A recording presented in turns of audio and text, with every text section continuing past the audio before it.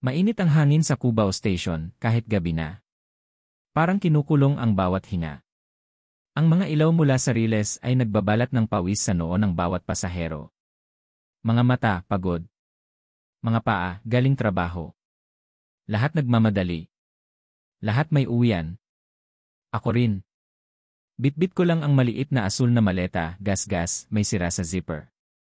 Nilagyan ko iyon dati ng pulang scarf sa hawakan, tanda yon ni mama nung bata pa ako. Amoy na amoy pa rin ang pabango niya kahit dumaan na sa ilang ulan. Mahigpit ang hawak ko doon para bang pag binitiwan ko may mawawala. Siksikan sa pila. Tumunog ang tren.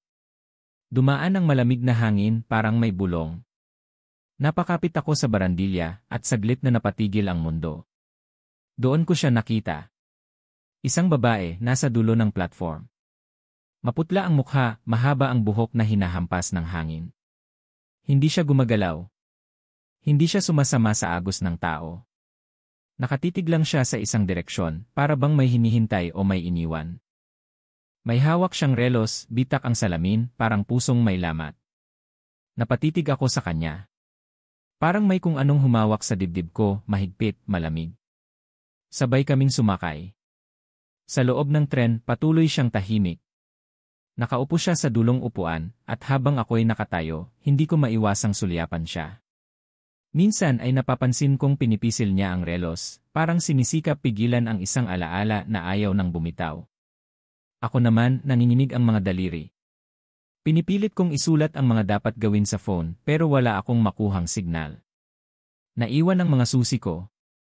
Naiwan ang lahat. Uwi ako, bulong ko. Kailangan kong umuwi. May kung anong malamig sa dibdib ko. Hindi lang dahil sa aircon, kundi dahil sa pakiramdam na may mali. Pagbaba ko sa stasyon, kumaripas ako ng takbo. Inapakan ko ang kalsada kahit basang-basa. Ang ulan biglang bumuhos na parang itinakda. Nanginginig na ang mga kamay ko habang sinusubukang tawagan siya. Please sagutin mo, walang sagot. Nang makarating ako sa harap ng pinto, wala akong susi. Siyempre. Inilapit ko ang tainga ko sa kahoy. Tahimik. Hanggang sa may narinig akong daing. Mula sa loob. Mula sa aming silid. Hindi ako gumalaw. Nanigas lang ako sa tapat ng pinto habang ang ulan ay dumadaloy sa mukha ko, kasabay ng malamig na takot na dahan-dahang lumalamon sa akin. 1, 2, 3 daing. May ungol na hindi akin. May boses na hindi kilala. Tumigil ang mundo. Ang pulang scarf, basa na, dumidikit sa binti ko. Ang maletang bitbit ko, bigla na lang kong iniwan sa sahig. Pilit kong pinipigilan ang sarili. Pero alam kong hindi na ito kagaya ng iniwang tahanan kanina. Please, bulong ko sa sarili. Sabihin mong guni-guni lang to. Pero hindi nagsisinungaling ang pinto. At lalo na ang daing. Umuulan pa rin. Hindi ko pa rin kinakatok ang pinto. Ang scarf sa maleta ko, nakalawit, kulay dugo sa ilalim ng ulan. Naaalala ko bigla nang ibigay yon ni mama bago siya lumipad papuntang Kuwait. 7 taong gulang ako noon at iyak ako ng iyak sa istasyon ng bus. Sasama ka sa akin kahit saan, basta hawak mo yan, sabi niya, nilukot ang scarf sa palad ko. Hindi ko iyon naintindihan noon. Pero ngayon, habang nilalamig ang balat ko at lumalalim ang mga daing mula sa kwarto, naiintindihan ko na. Yung di kahit saan, minsan masakit pala pag dinala ka pabalik sa lugar na dapat ay ligtas. Napatingin ako sa kabilang pinto ng hallway. May ilaw sa silid ng kapitbahay. May mahinang tunog ng game show. Nakita ko sa bintana ang isang mag-asawang nagkukulitan, sabay-sabay nililinis ang mesa. Ang mga simpleng ingay, kalansing ng kutsara, huni ng tawa, parang nanunuyang musika. Ako? Wala pa ring susi. Wala pa ring sagot. At biglang. Flashback. Terminal. 3 taon lang ang nakalipas. Ako, bitbit ang parehong asul na maleta, bago pa lang sa lungsod. May banda ng papel na nakadikit sa hawakan, first day. Kaya mo to, Lee. Sulat yon ng tatay ko, gamit ang makapal na pentel pen. Walang madali, anak. Pero laging may dahilan ang bawat lakad. Huwag kang titigil hanggat hindi mo yon nakikita. Huli naming usap yon bago siya tuluyang na ospital. Binalot ko na lang ang papel ng scarf para hindi na tuluyang mabura. Balik si kasalukuyan. Naramdaman kong may mata sa likod ko. Paglingon ko, siya ulit. Yung babae sa tren. Yung tahimik. Hawak pa rin ang relos. Punit na ang laylayan ng suot niya, pero hindi yun ang unang mapapansin, kundi ang paraan ng pagtitig niya. Hindi galit. Hindi awa. Parang alam niya. Parang nakita na niya to dati. Hindi siya nagsalita. Ako rin. Tumabi siya ng konti, umilag sa ulan, pero hindi umalis. Napatingin ako sa relos niya, sira pa rin. Tumigil ang oras sa 3:17 minuto. Nasa 3:17 minuto din ang mensahe ko sa kanya, pauwi na ako. Nakalimutan ko susi. Coincidence? Baka. Pero sa mga panahong ganito, kahit anong maliit, binibigyan mo ng kahulugan. Muling tumunog ang phone ko. Walang pangalan. Unknown caller. Hello. Walang sagot. Isang mahinang buntong hininga lang. Tapos click. Napatitig ako sa doorknob. Kaya ko naman buwagin to, kaya kong pasukin. Pero natatakot ako. Hindi sa makikita ko, kundi sa mararamdaman ko. Sa kung paano ako sisirain nung katotohanan. Ang babae sa gilid ko gumalaw. Dahan-dahang inabot ang scarf sa maleta ko, pinisil lang, isang iglap, pero sapat para maramdaman kong may pumipigil sa akin. Hindi para pigilan ako, kundi para ipaalala. Sigurado ka bang handa ka? Hindi niya sinabi, pero ramdam ko sa tingin niya. May lumipas na sandali. Umihip ang hangin at nalaglag ang papel sa hawakan ng maleta. Nalukot. Basa. Pinulot ko iyon. Nabura na ang sulat. Tumingin ako sa kanya. Ngumiti siya pero hindi buo. Parang paalam pero may halong babala.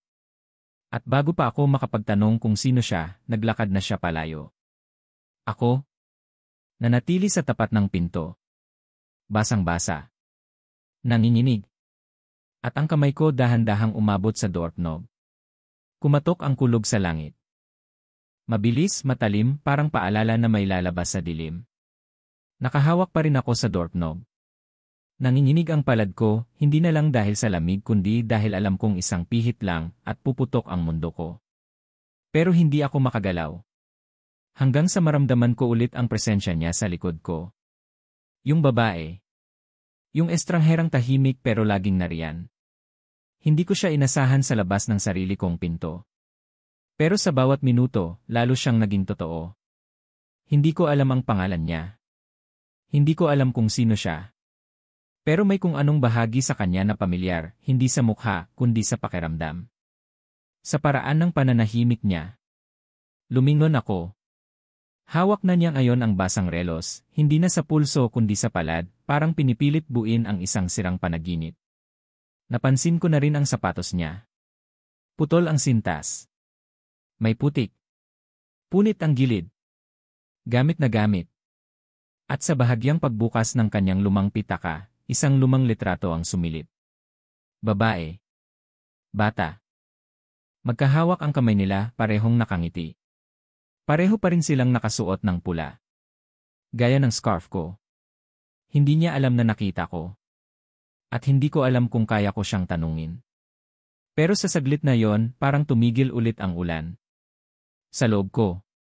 Kasi sa kanya, nakita ko rin ang sarili ko, gamit na gamit, tinahi ng pangangailangan, at pilit na pinapalitan ng katahimikan ang mga bagay na wala ng pangalan. Hindi mo pa rin kaya, tanong niya. Mahina. Hindi malamig. Hindi rin pilit. Parang tinig ng isang taong nagsalita matapos ang mahabang taon ng katahimikan. Hindi ko alam kung ano nang mararamdaman ko pag nalaman ko, sagot ko. O kung kaya ko patong ayusin. Tahimik ulit. Baka hindi mo kailangan ayusin. Napakapit ako sa scarf. Mas mahigpit. Tulad ng ginawa ko noong iniwan ako ni Mama sa terminal. Noong inilibing si Papa at ako lang mag-isa sa gilid ng hukay. Noong una ko siyang nakilala, yung lalaking iniisip kong matatag, tapat, totoo. Pero ngayon, May ibang boses sa silid na yon. May daing na hindi ko maramdaman. May damdaming hindi para sa akin. Gusto kong umalis. Tumakbo. Iwan lahat. Pero andito ako. Dahil may parte sa akin na gustong malaman kung ano ang totoo, even if it kills something inside me. Bakit mo ako sinusundan? Tanong ko sa kanya. Tumigil siya. Ngumiti ng konti pero hindi dumampi sa mata. Hindi kita sinusundan, anya. Pero minsan, ang sakit ng iba tumatawag. Sa likod namin, muling dumagundong ang kulob. At sa bawat putok ng kidlat, naaalala ko ang bawat bitak sa loob ko. Gusto kong itanong kung sino siya sa litrato. Gusto kong malaman kung siya ba'y nawalan rin. O baka naman siya mismo ang dahilan ng pagkawala ng iba. Pero wala akong tinanong. Hindi pa kaya. Tumayo kaming dalawa sa harap ng pinto. Parehong hindi sigurado kung bubuksan ba o hahayaan na lang na mabulok ang katotohanan sa loob. Sa dulo ng hallway, may lumabas na magkaparehang tumatawa habang hawak ang isang payong. Dali-dali silang umalis habang tumatawid sa ulan. Ganon pala dapat. Dalawa sa loob. Laban sa ulan. Hindi isa lang nabasa't nangangatog. Huminga siya ng malalim.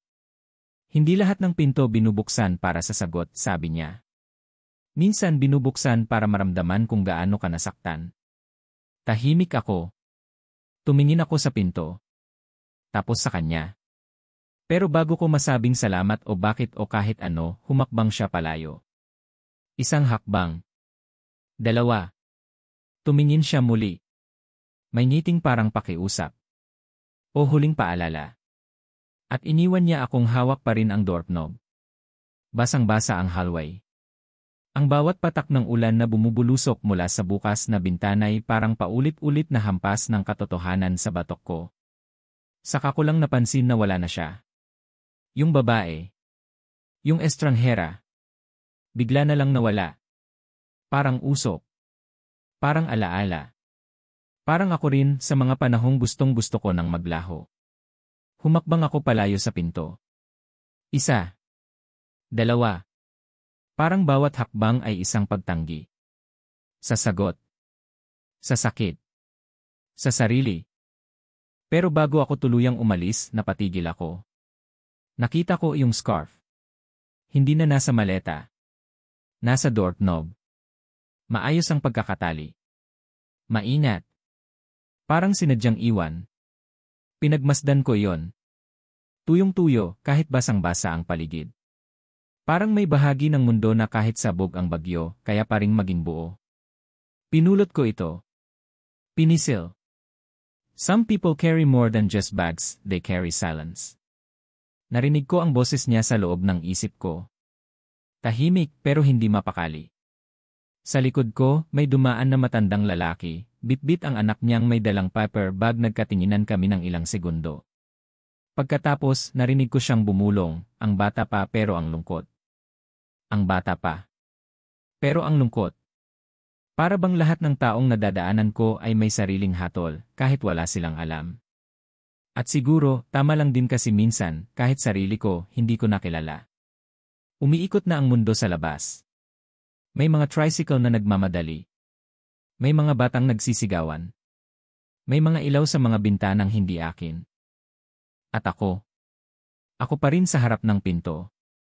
Pero ngayon, hindi na tanong kung ano ang naririnig ko sa loob. Kundi kung kaya ko pa bang pumasok kahit alam kong may naiwan na akong bahagi sa labas. Kung bubuksan ko ito, bubukas din ba ang sugat na hindi ko kayang tahiin? Pinikit ko ang mga mata ko. Huminga. Hinaplos ang scarf. Mainit pa rin kahit wala ng araw. Sa malayo, sa kabilang dulo ng hallway, nakita ko siya. Nakaupo. Tahimik. Hindi na siya basang-basa. Pero hawak niya ang basang relos, at may pilit siyang ngiti habang pinagmamasdan yung litrato. Napatingin siya sa akin. Hindi agad. Hindi tuwiran. Pero sapat para maramdaman kong alam niyang ako pa rin to, hindi buo, pero lumalaban. Gusto kong takbuhin siya. Gusto kong tanungin kung bakit niya alam ang mga bagay na hindi ko sinasabi kahit kanino. Kung sino siya. Kung para saan yung ngiti niya. Kung para saan ang relos. Kung bakit ganito ang pagkakaugnay ng mga basag naming mundo. Pero hindi ako gumalaw. Dahil may parte sa akin na natatakot na baka hindi siya ang sagot. Baka ako lang ang naghahanap ng kahulugan sa taong mukhang mas wasak pa sa akin. Bakit ikaw pa? Bakit ngayon pa? Napansin kong pinahid niya ang mata niya gamit ang laylayan ng jacket. Mabilis. Para hindi mahalata. Pero nakita ko. At doon ko naisip, siguro pareho kaming may dalang bagaheng hindi pa namin kayang ipasa sa isa't isa. Bumalik ako sa pinto. Dahan-dahang idinikit ang tenga ko sa kahoy. Tahimik. Walang daing. Walang boses. Walang galaw. Na parang iniwan na rin ako ng katotohanan. Pero hindi ko alam kung alin ang mas masakit, yung mahuli ko silang dalawa, o yung wala na silang pakialam kahit mahuli ko. Muli kong tinignan ang scarf sa palad ko. Ngayon, hindi na lang siya alaala ni Mama. Kundi paalala rin na minsan, ang mga iniwang bagay ang nagpapaalala kung sino ka. Dahan-dahan, lumingon ako sa kanya sa dulo ng hallway. Nakatingin na rin siya. Isang tingin na parang tanong. Parang pakiusap. Parang paalam. Umiti ako. Bahagya. Hindi buo. At sa pagitan naming dalawa, nanatili ang isang uri ng pananahimik na mas malakas pa sa sigawan, ang uri ng pananahimik na hindi mo basta-basta tinatalikuran. Sa mesa ng kusina may iniwang dyaryo. Basa sa mga gilid, tila nilapnos ng ulan na pumasok mula sa sirang bintana. Tinangkang tiklupin ng hangin ang pahina, pero nahulog ito sa harap ko at doon ko nakita. Isang mukha. Hindi sobrang malinaw, pero hindi ko pwedeng hindi makilala. Yung lalaking tahimik na naglakad sa ulan, ang estrangherong tila parating na roon sa tuwing babagsak ako. Si ng Estratos Group, lihim na nagsusustento ng mga iskolar mula sa looban. Siya. Si Elier de Luna. Ang pangalan ng kumpanyang matagal ko ng pangarap mapasukan, ang kumpanyang pinuntahan ko pa Makati, suot ang tanging puting blouse kong walang butas. Tinanggihan ako. Walang tawag. Walang email. Wala. Pero siya pala. Siya yung nakatitig sa akin sa tren. Siya yung nagtanong kung handa na ba ako. Siya yung nakaupo sa dulo ng hallway, hawak ang relos at larawang kupas. At ngayon? Siya pala ang dahilan kung bakit ako na-reject. O siya rin kaya ang dahilan kung bakit napansin ako. Ang init sa dibdib ko biglang sumirit, hindi ko alam kung takot, galit o hiya. Parang niloko ako ng buong mundo habang sinusubukan kong panatilihing matatag ang sarili ko. Napaluhod ako sa harap ng mesa. Bitbit pa rin ang scarf. Some people carry more than just bags, they carry silence. Paulit-ulit ang linyang iyon sa loob ko. At sa isang sulyap, naalala ko ang relos. Yung bitak. Yung tiyak na oras, 3 oras 17 minuto. Yung tingin niyang parabang may nawawala. Bumalik ako sa kwarto, dala ng kung anong hindi ko maipaliwanag na sigla ng kaba. Wala na siya sa hallway. Pero may iniwang papel sa ilalim ng maletang nakahandusay pa rin sa sahig. Isa lang ang nakasulat. Penmanship ng isang ama sa anak, nabitawan ko ang papel. Tumama ito sa paanan ko, parang sentensyang hindi ko kayang buuin sa sariling bibig. She. Anak niya. Ang pulang scarf. Hindi pala akin. Sa mata ni Mama, para sa akin ito. Pero sa mata ng isang lalaking hindi ko pa kilala, ito ay paalala ng isang batang hindi na niya muling mayayakap. Ang relos? Tumigil sa 3 oras 17 minuto. Parehong oras ng text ko kay Papa bago siya tuluyang isinugod sa ospital. Parehong oras ng aksidenteng binanggit sa balita sa huling linya ng artikulo. Ang anak ng si Luna de Luna, ay namatay sa aksidente noong 3 oras 17 minuto yan. Luna. Liwanag. Ako. Lee. Liwanag din ang kahulugan sa lumang Griego. Coincidence ba lahat ito? O sinasadya? Hindi ko alam. At ayokong malaman. Pero ang katawan ko, gumalaw na nang hindi sinasangguni ang isip. Tumayo ako. Bitbit ang scarf. Binuksan ang pinto. Ang kwarto. Ang silid na kanina ay parang kabaong ng katotohanan, ngayon, tila altar ng mga tanong. Wala nang ingay. Tahimik. Malinis ang kama. Walang bakas ng tao. Walang laman ang kabinet. May iniwang papel sa mesa. Akala ko ikaw siya. Pero hindi mo kailangan maging siya. Kung gusto mong pumasok sa mundo ko, sana ito ay dahil ikaw ay ikaw. Wala akong maisagot. Napatitig ako sa scarf. Wala na itong amoy ni mama. Wala na rin itong amoy ng ulan. Ngayon, amoy alaala na lang ito ng mga taong wala na at ng mga damdaming hindi na maibabalik. Pero hawak ko pa rin. At sa huling hakbang, binuksan ko ang pinto ng kabilang silid. Ang silid na kanina ay parang bangungot. Ngayon, ang magiging simula ng hindi ko na mababalik ang sarili. Nagmamadali akong umuwi para sa aking mga susi, ang linyang yon, paulit-ulit sa isip ko habang nakatayo ako sa gitna ng kwartong matagal kong tinakbuhan. Pero ngayon, hindi na ako naghahanap ng susi. Dahil minsan, hindi pala pinto ang kailangang buksan, kundi sarili. Nakatayo siya sa tabi ng bintana, nakatalikod, hawak pa rin ang relos na tila isang orasan ng hinagpis. Umuulan pa rin sa labas, pero ang liwanag ng araw ay bahagyang sumisilip sa siwang ng ulap, para bang pinipilit tumagos kahit sa gitna ng bagyo. Hindi siya nagsalita nang pumasok ako. Ni hindi lumingon. Kaya ako ang unang bumitaw. Hindi ako siya, mahina kong sambit. Tahimik. Hindi ko maibabalik ang oras.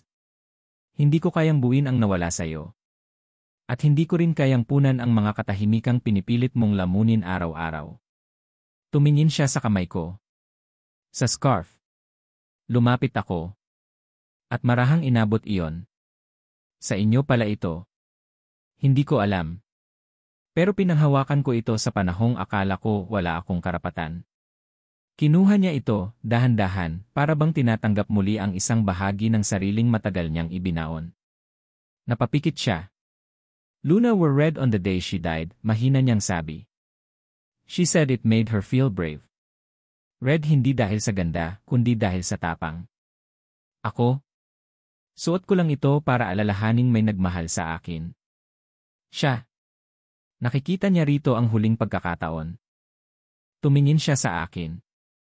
Hindi mata ng isang lalaking nawalan, kundi mata ng isang ama na ngayon palang nauunawaan ang bigat ng buhay na iniwan. I saw you, Anya. First time sa application mo. Same smile. Same fire.